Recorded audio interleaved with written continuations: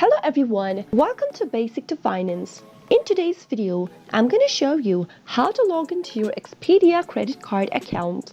Watch the video till the end and don't forget to subscribe to our channel by hitting the subscribe button. Also, press the notification bell icon so that YouTube will notify you whenever we post a new video. If you'd like to log into your Expedia credit card account using a desktop, then here's how to do it. Go to the address bar at the top of the screen and type in Expedia credit card login and press enter on your keyboard. You'll end up in this page where all the search results are displayed according to your search. Click on the first link that says Partner Central Login, which will take you to www.expediapartnercentral.com. In the login portal that appears in the display, type in your username in the first text box, or you can also type in your email address associated with your account. Head over to the password field after you're done and type in your password. Double check your password by clicking on this little eye icon at the right corner. In case you don't remember your password and you don't know what to do next, click on Forgot Your Password link. Follow the instructions so that you can reset to a new password for your account.